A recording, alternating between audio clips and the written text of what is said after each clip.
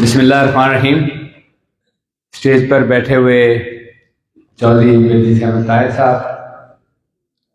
شاہ غلام قادر صاحب، راجہ محمد فاروق حیدر خان صاحب، مشتاق مناز صاحب، میزبانان بیٹھے ہیں دونوں حلقوں سے، چودھری طارق عارف صاحب اور رائے صاحب، ممبر کے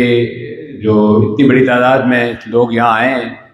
بارش کی وجہ سے بھی آپ کا پروگرام ڈسٹرب ہوا، اور ادروائز یہ جو آج کل وقار احمد نور صاحب کے والد گرامی کا انتقال ہوا، اس وجہ سے بھی بہت سی بڑی تعداد میں لوگ نہیں آ سکے، لیکن پھر بھی میں آپ کو مبارکباد دیتا ہوں کہ آپ کا جو جوش و جذبہ ہے، اور جس طریقے سے میں مقررین کو سنا، جس طرح آپ گیئرڈ اپ ہیں جانے کے لیے میاں نواز شریف صاحب کے سواری، یقیناً ایک تاریخی استقبال ہوگا، اور پاکستان کی تاریخ میں اس سے بڑا جلسہ مینار پاکستان میں نہ ہوا ہوگا اور نہ انشاءاللہ ہوگا۔ لوگ پورے پاکستان سے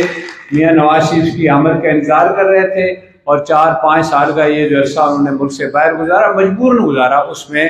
لوگ جو ہے وہ بڑی شدت سے انتظار کر رہے تھے کہ میاں صاحب آئیں۔ پوری پاکستان کی ترقیاتی جو تاریخ ہے وہ لوگوں کے سامنے ہے کہ پاکستان نے کن کن مراحل پر کب کب ترقی کی، اور اس میں اس ترقی کے پیچھے کس کا ہاتھ تھا۔ یہ سارا میاں نواز شریف صاحب کا جو ویژن تھا، اور یہ ویژن جب یہاں آزاد کشمیر آیا، ہماری گورنمنٹ بنی راجہ فاروق حیدر صاحب کی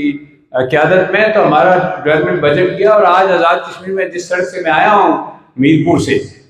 وہ سڑک اتنی آرام دہ تھی کہ بندہ گاڑی میں بیٹھا سو جاتا ہے، اور بڑے آرام سے لیس دین آور ہم یہاں پہنچ گئے۔ یہ سارا جو ثمرات ہیں، یہ نواز شریف صاحب کی جو ویژن تھا اس کے یہاں پر بھی پہنچے، اور اس کو ہم نے پوری طرح یہاں پھیلایا۔ بدقسمتی سے پچھلی الیکشن میں جو ہوا آپ سب کو پتہ ہے، اور اس کے نتیجے میں گورنمنٹ بنی، اور اس کا بھی جو حال ہے وہ بھی آپ کے سامنے ہے۔ تو میں یقین رکھتا ہوں کہ پاکستان میں الیکشن میں پاکستان مسلم لیگ نون میاں محمد نواز شریف صاحب کی قیادت میں بھرپور طریقے سے الیکشن جیتے گی، اور اس کے بعد آزاد کشمیر میں بھی حالات بہتر ہوں گے، مالیاتی معاشی استحکام آئے گا تو سیاسی استحکام بھی آئے گا، اور انشاءاللہ پاکستان ترقی کی راہ پر وہیں پر